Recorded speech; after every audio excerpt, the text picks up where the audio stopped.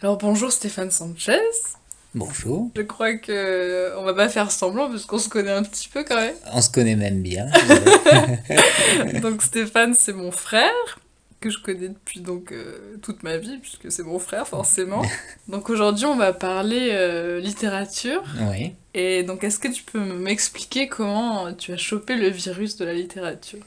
Alors, je crois que c'est venu très petit, en fait. Je pense que c'est grâce à notre grand-mère. Puisque moi, j'ai passé beaucoup de temps chez mamie. Et c'est vrai qu'il y avait une grande bibliothèque. Il y en avait même plusieurs, en fait, dans la maison. Je pense qu'il y en avait trois. Trois. Et puis, en fait, papy et mamie, ils avaient chacun dans leur chambre des livres. Il y avait ce côté un petit peu intrigant aussi. Pourquoi est-ce que mamie elle avait certains livres dans sa chambre? Pourquoi est-ce que papy il en avait d'autres?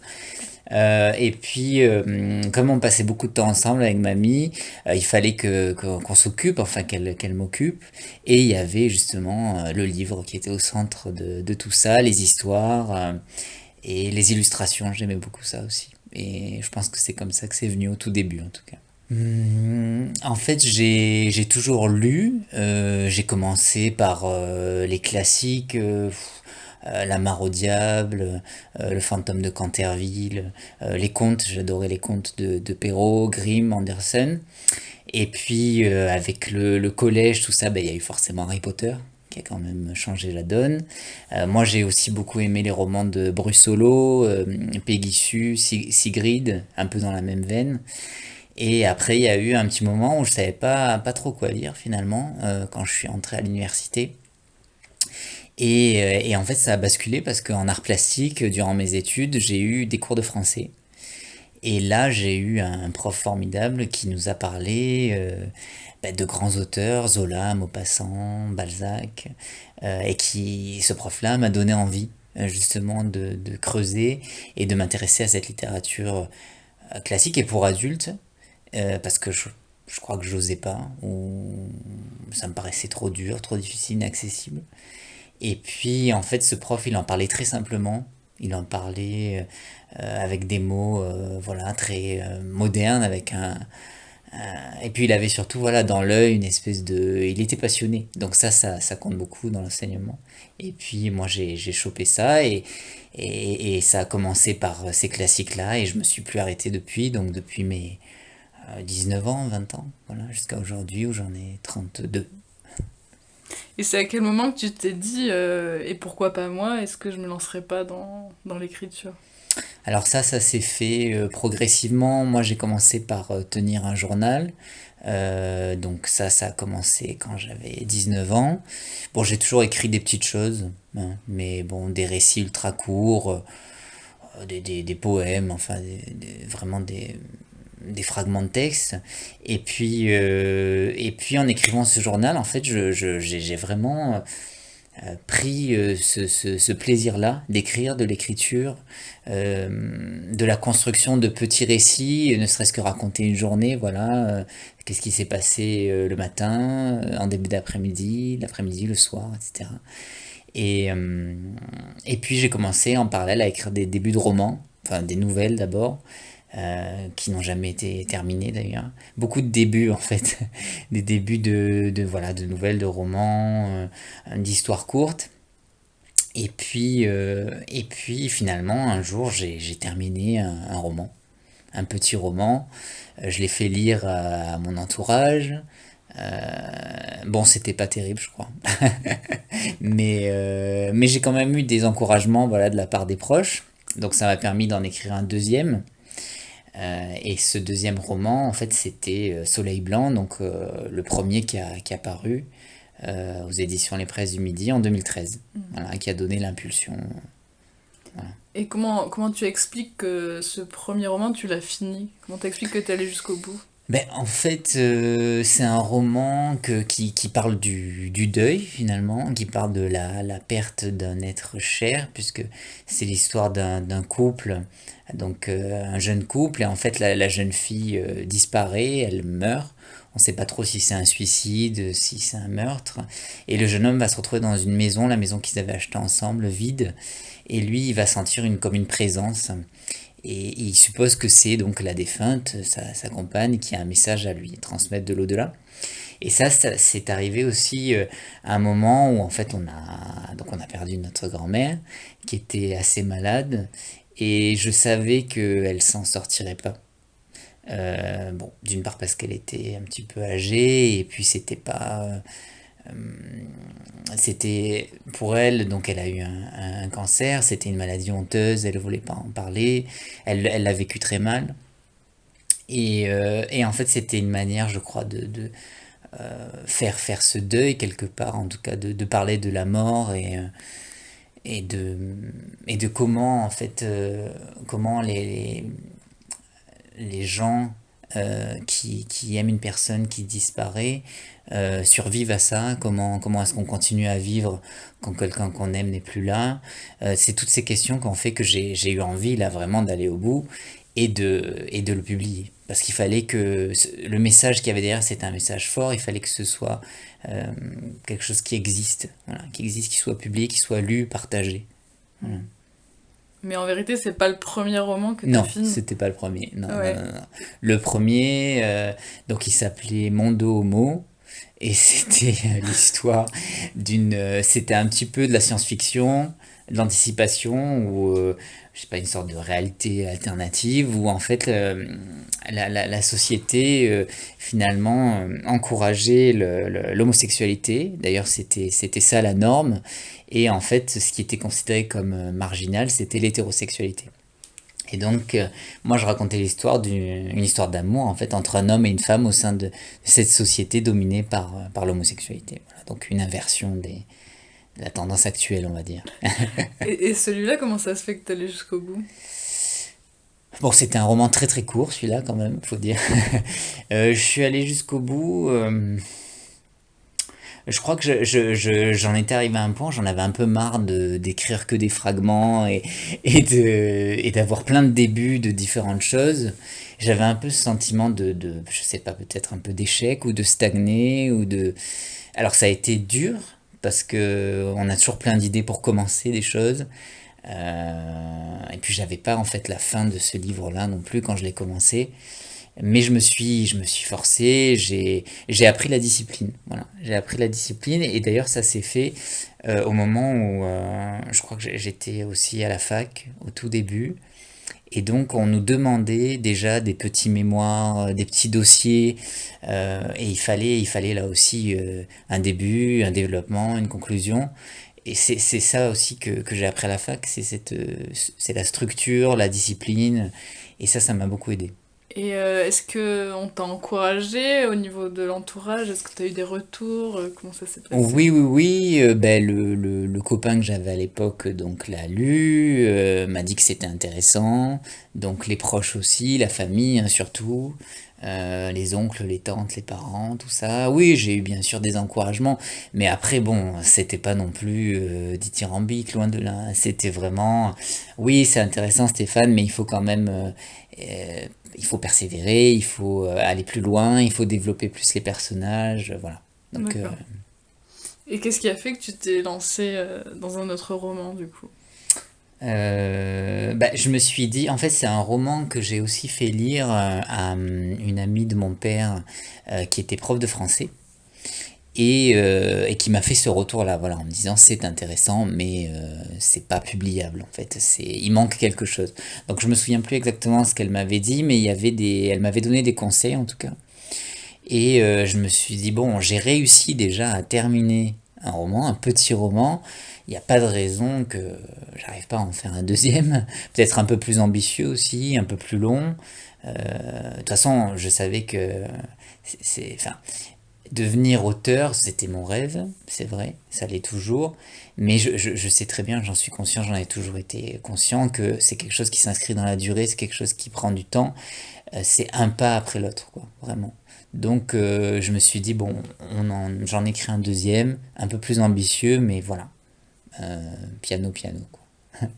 Et comment ça s'est passé, du coup, pour ce roman Soleil Blanc? Tu as dû démarcher des maisons d'édition? Voilà, alors là j'ai envoyé, en fait je savais pas du tout, je connaissais pas du tout ce milieu, le monde de l'édition, c'était un monde assez mystérieux, c'était l'inconnu le plus total. Donc j'ai fait beaucoup de recherches sur Internet, comment fonctionne la maison d'édition, une maison d'édition, qu'est-ce que c'est un diffuseur, comment ça marche avec les libraires au niveau de la remise, etc. Qu'est-ce que c'est un salon du livre, comment ça marche. J'ai fait beaucoup de recherches, donc j'ai décidé d'envoyer mon manuscrit à quelques maisons d'édition qui me paraissait publier en fait le genre de roman auquel appartenait mon écrit. Donc moi c'était plutôt de la littérature générale d'ailleurs, hein, littérature blanche. Et bon j'ai reçu pas mal de lettres de refus hein, évidemment. Et puis un jour j'en ai reçu une bah, qui était très enthousiaste, une réponse enthousiaste. Donc c'était les Presses du Midi à Toulon. Sauf que c'était pas vraiment une maison d'édition traditionnelle, c'est-à-dire qu'ils m'ont demandé une participation financière. Donc c'était en vérité ce qu'on appelle de l'auto-édition. L'auto-édition un peu déguisée parce que sur le livre il y a marqué les Presses du Midi, il y a une maison d'édition.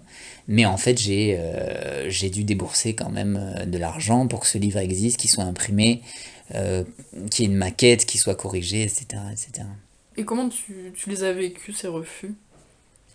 Bah, c'était pas si évident parce que quand j'ai écrit Soleil Blanc, en fait, je lisais tous les chapitres à mon copain, donc qui me disait tiens, là tu devrais changer tel mot, là tu devrais plutôt développer ci, ça, là la fin de chapitre est un peu moyenne.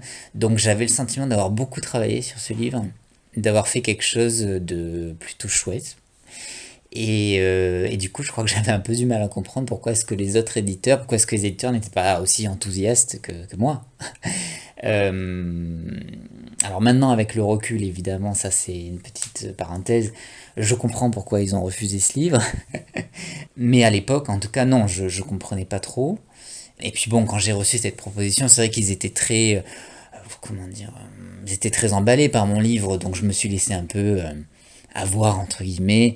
Et en même temps, c'est un point de départ, c'est un point de départ aussi. Il faut bien commencer quelque part, donc j'ai accepté de verser de l'argent, et puis le livre est sorti en 2013, en juin 2013.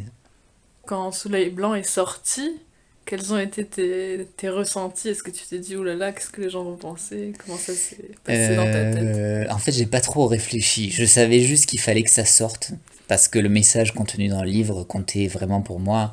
Parler du deuil, parler de l'espoir, parler de, comme je te disais, de voilà comment réagir face à une personne qui s'en va, une personne malade, et puis qu'est-ce qui reste quand la personne n'est plus là.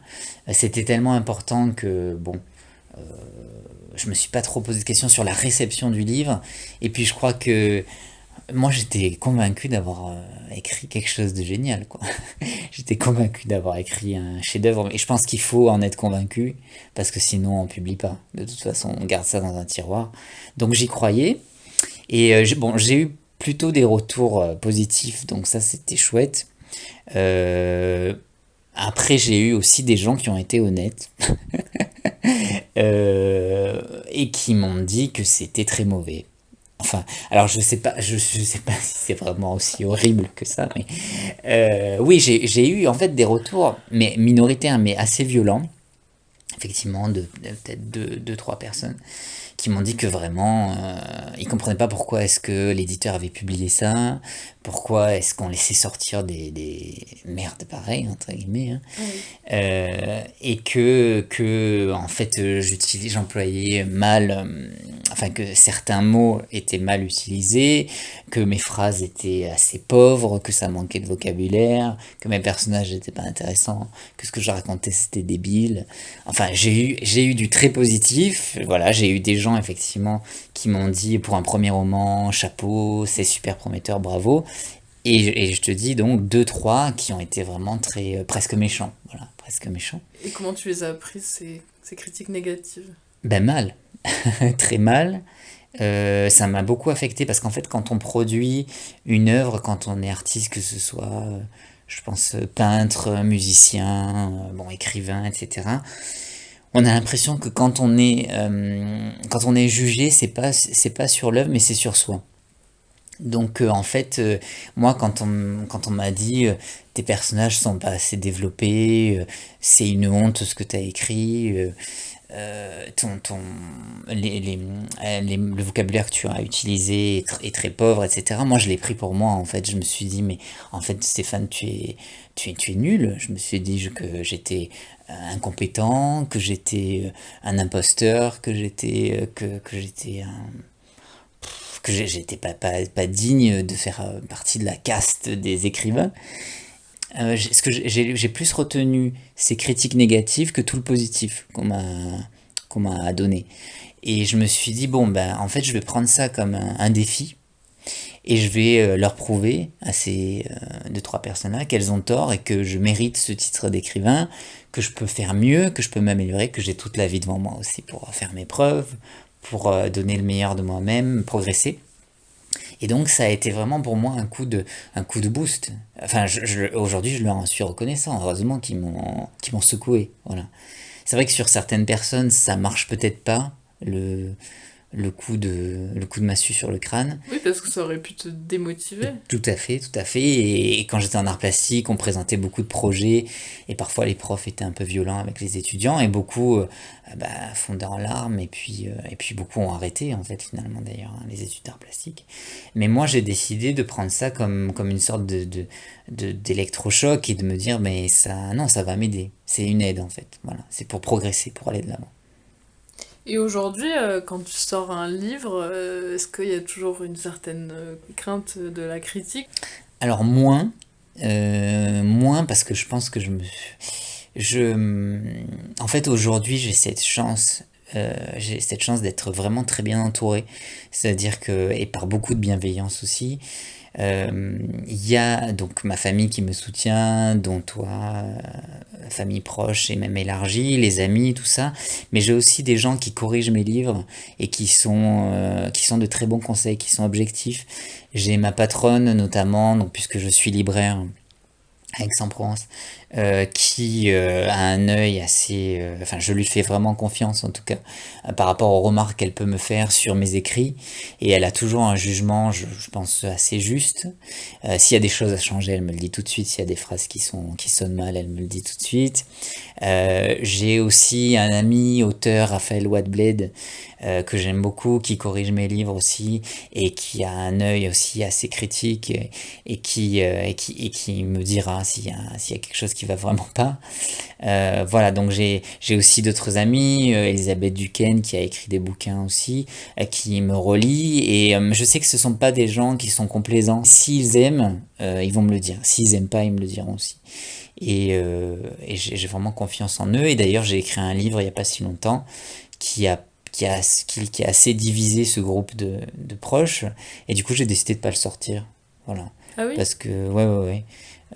Parce que je sentais bien qu'il y avait quelque chose qui était pas assez mûr, qui était pas, et quelque chose qui était pas assez achevé, quoi. Voilà. Donc j'ai décidé de le laisser de côté, et puis voilà. Mais c'est bien aussi, de toute façon, d'avoir un manuscrit dans le tiroir. On n'est pas obligé de publier tout ce qu'on écrit. Ça, c'est quelque chose que j'ai appris aussi. Et puis maintenant, j'ai vraiment envie, quand je publie un livre, que ce soit quelque chose de, pas parfait parce que c'est pas possible, mais quelque chose de très très bon en tout cas. Et est-ce que tu dirais que chacun de tes nouveaux romans est meilleur que le précédent? Oui, je pense. Après, c'est difficile de s'auto-évaluer là-dessus, mais oui, je crois, parce que je gagne en confiance, parce que j'ai publié mon premier roman à 25 ans, donc forcément, aujourd'hui j'en ai 32. Bah, j'ai vécu beaucoup de choses entre-temps, j'ai mûri, il y a les expériences de la vie, il y a les relations amoureuses, il y a les deuils, il y a tout un tas de choses qui font que on grandit. Et puis il y a aussi toutes les lectures, parce que depuis que je suis libraire, donc ça fait 4 ans et demi, bah, je suis obligé de lire un nombre colossal de livres par mois. Et ça aussi, forcément, si on veut écrire, quand on aime écrire, forcément, il faut lire, hein, on aime lire. Donc tout ça, ça fait que oui, je pense que c'est de mieux en mieux. Et puis les phrases, les idées viennent plus facilement aujourd'hui. Et si tu pouvais donner un conseil au Stéphane de 23, 22 ans, qu'est-ce que tu lui dirais? Je lui dirais d'être plus patient, de prendre plus le temps de faire les choses, Parce que pour mes deux premiers livres, j'ai un petit peu fait les choses dans l'urgence et donc j'ai laissé passer. Je crois qu'il y a des choses qui auraient mérité, voilà, d'être plus développées. J'aurais dû prendre un peu plus le temps, voilà, de faire les choses. Mais bon, j'ai pas de regrets puisque c'est aussi ce qui me permet aujourd'hui de te dire ça. Et puis je crois qu'il faut accepter de faire des erreurs, quel que soit le parcours, pour progresser, en prendre conscience, s'améliorer, aller de l'avant, encore une fois. Et du coup, tu t'imagines où dans 5 ans? Ben, j'espère pouvoir alors vivre de ma plume, c'est compliqué parce qu'en France il y a une soixantaine d'auteurs à peine qui peuvent vraiment vivre de leur plume.